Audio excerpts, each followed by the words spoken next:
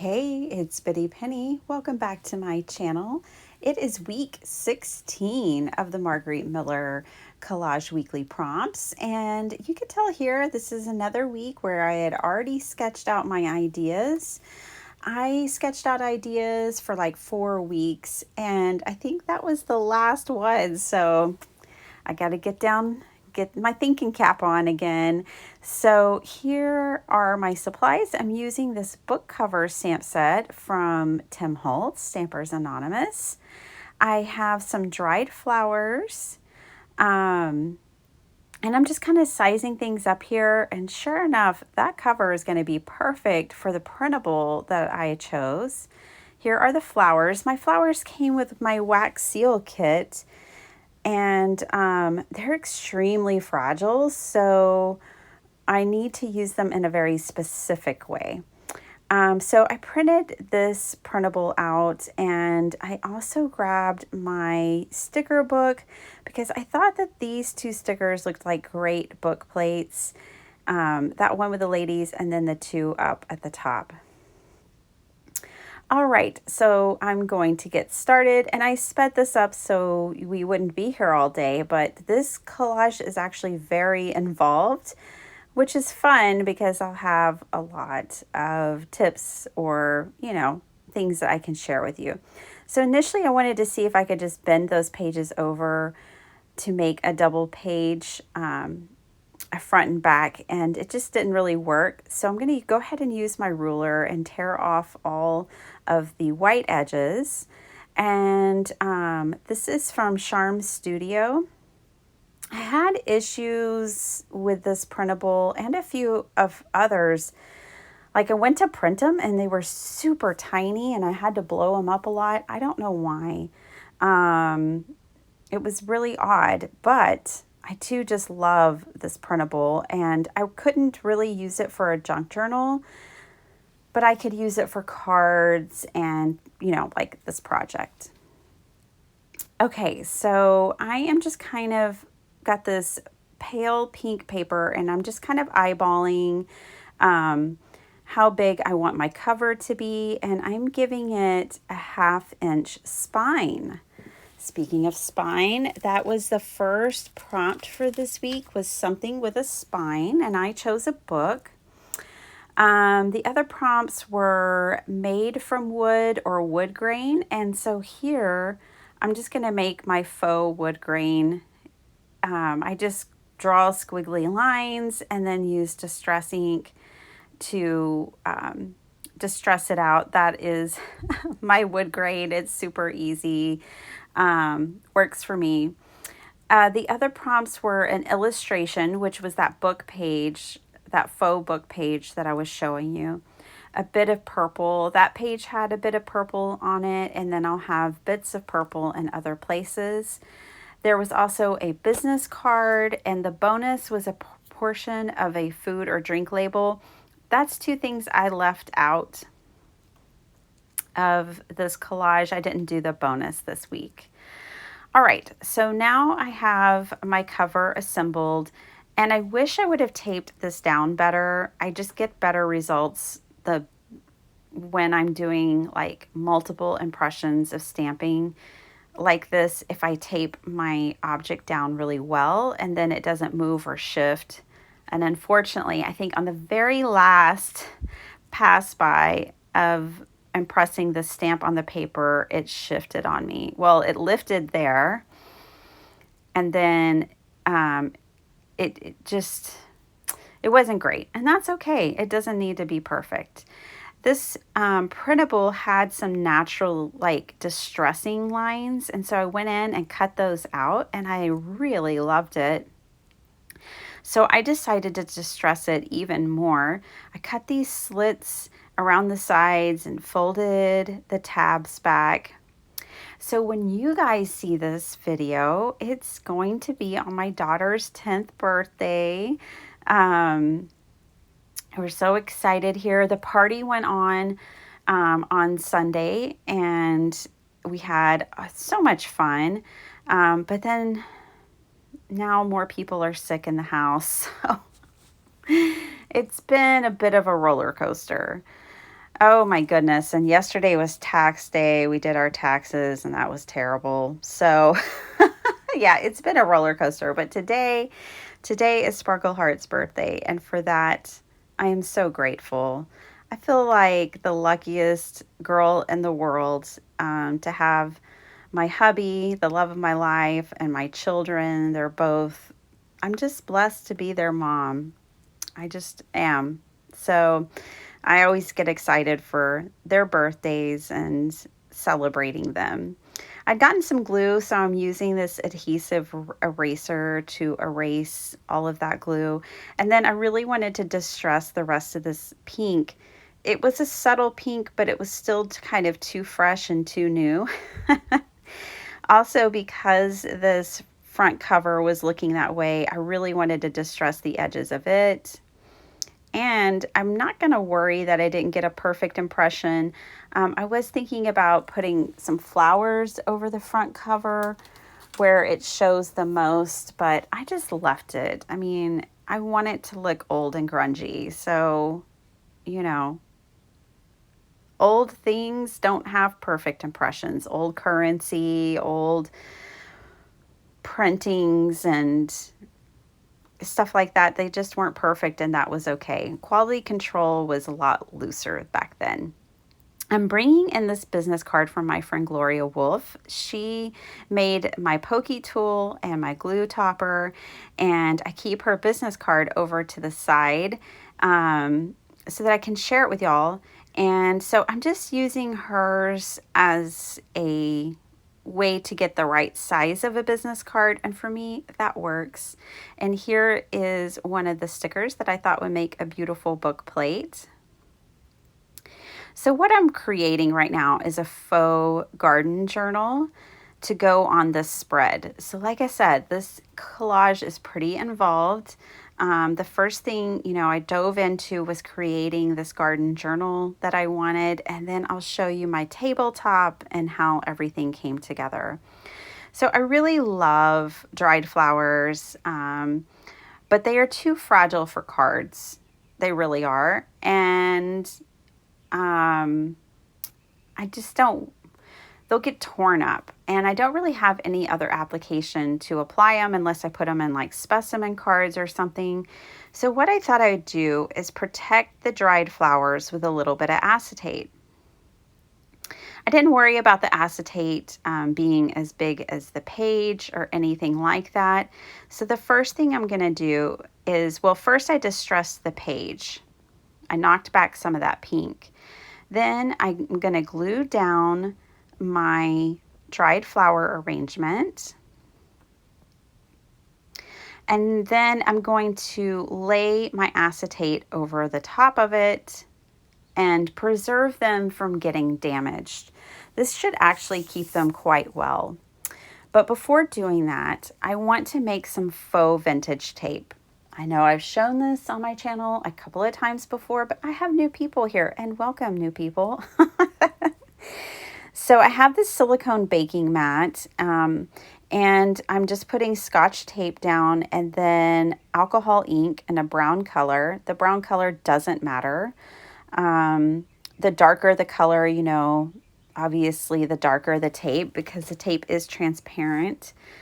So you'll see, but I like to make multiple pieces at one time.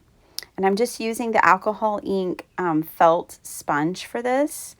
And now I want to also distress my acetate that's going to go on top. I want it all to look equally aged. I didn't want like a pristine piece of acetate to go over that page. I wanted everything to be distressed and have an aged look. It just feels so much more, coherent. So I'm going to use some of this tape and actually tape on the acetate. And then I grabbed my date stamp and stamped it with today's date. And my journal is now complete. I do want to write on the front, so I wrote a garden journal. And it's time to build the tabletop. So this cracks me up. This is my third table-like scape, if you will, in my collage book so far. I guess I'm into tablescapes. I know that my mom is. I think I sit at a desk or a table a lot, and that has a lot to do with it. So I have this old Concord and Ninth stamp set that I adore because it is a different perspective. It's the top of a coffee cup. So often we see the side view of the coffee cups, but we don't see a top view.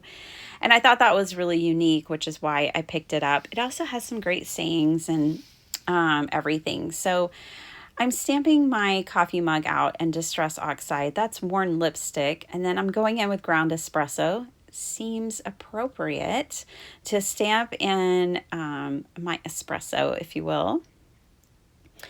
And I love it. I like it. This wonky sheet of paper was already in the stamp set, which is my plate. And then I want a frothy heart. So I'm going to try out my Distress ink Picket Fence. Now, this is not the oxide. This is the ink. I need to pick up the oxide, I think, because I believe it would sit on top a little better. But this is working for me. You can tell it's there. It's not bold, but it's fine. I was thinking of going over it with my Posca pen, but, it's okay. It's okay. My froth has been sitting there for a minute. Speaking of sitting there for a minute, this ink pad is dry as a bone, and I don't have a re-inker. Turns out it dries out quickly, but that's okay. I was able to get enough of an impression to trace around it with my fancy, amazing, very much loved Dollar Tree gold pen. And so it is what I used. I wanted a gold spoon. Were you born with a silver spoon in your mouth? No, a gold one. So then I'm just trimming off the black edges of that plate. And then I'm going to color in my coffee mug. I don't have any white coffee mugs. I mean, I like a whole lot of color, you guys. Our plates are very bright and flowers, you know me. They have flowers all over them, roses and everything. And then all of my coffee mugs are different. Every coffee mug in the cabinet is different. And so that's how I like it. Now I have this old Stampin' Up set and it has a pen in it. And I was like, oh, I need a pen to write in the journal. It's not exactly proportionately correct necessarily, but I don't care. It doesn't have to be. So I'm going to stamp out this little trio of pens, and I'm only going to color one up. And I use that same gold pen to color up this pen. And we'll keep it very simple. It's just going to be gold and white. And that's pretty much it. I was trying to think, do I have any other stamp sets with a pen? I don't know if I do. But I always am a sucker for crafty stamp sets. Blah, blah, blah. Stamp sets that have a craft theme and washi tape and watercolors and all of that stuff. I'm a sucker for them every time. Okay, this pattern paper is my tablecloth, and now I am gluing down my book. And then I will put my coffee mug and spoon up in that top left, top right corner. And, I think this is where my card making comes in because I'm totally fine with things going off the edge. And that is something that I gained a comfort and perspective of from being a card maker. I like it. So I put that off the edge, and now I'm going to glue down my pen and bring in this lovely die set. I think my friend Rhonda sent this to me. Rhonda, I hope you're feeling better, sweetie. I'm sorry you got sick. I think you sent this to me. But anyways, I got it in Happy Mail, and whoever sent it to me, thank you so much. We're going to make our own faux pressed flowers here, our own faux dried flowers, because I'm not comfortable putting dried flowers on here. because I know they'll just fall apart. So I'm going to make some that remind me of the ones on the inside of the journal, and I'm going to make them out of vellum. So I'm running them through my trusty Sidekick and cutting out this vellum flower and leaves using my Gloria Wolf pokey tool, which I just use it all the time. Gloria, thank you very, very much. And I'm going to color these up with alcohol markers. So if you haven't tried it yet, give it a go. Alcohol markers are a great way to color vellum. So I grabbed some green for my leaves, and I'm not doing multiple colors or anything complicated. I am literally just slapping the color down onto the vellum, getting it covered. I chose 2 different greens, not to go on the same leaf, just 2 leaves in different green colors. And then I chose this beautiful, beautiful purple as well as a pink. And you can go, when you're coloring on vellum, you can go with a really dark, rich color because it gets muted quite a bit by the vellum. So this looks like a hot pink normally on like just white paper, but on the vellum, it's much softer. So that's a little tip I would give you for those.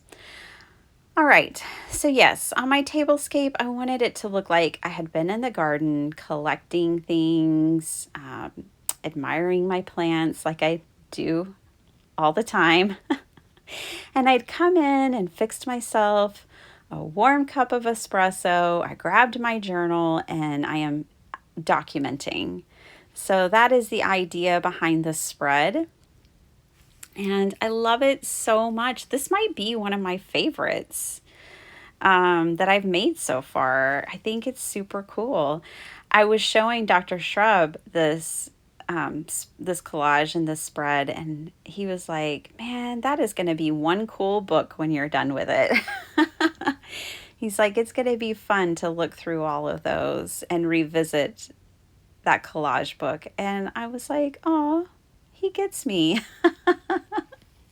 I think so too. I encourage you guys, to give a challenge like this a try, and stretch your creative muscles. See where a challenge like this takes you. I think it's been a really fun adventure for me this year. I'm so glad I did it.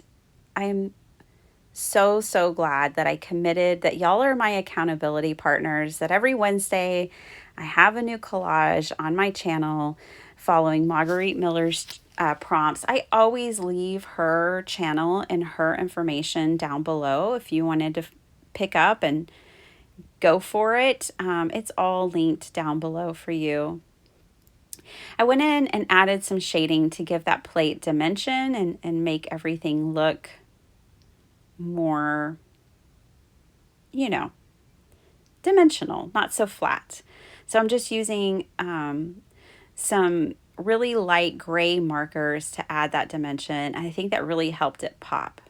Well, I'm done with this now, right? So I'm gluing my prompts on the back and we'll take a look at the final collage. I did add tiny gemstones in those flower centers, and here it is. I love it so much. I hope you guys enjoyed watching me create this collage and seeing all the detail that I put into it to make this page come together. I wanted the collage to be interactive. So I love that this is a very interactive collage, but even if you didn't open the book, it's still just a beautiful collage. So thank you guys so much for watching. Make sure to follow the hashtag to find other artists who are doing collage as well. And I will see you guys next time. Bye.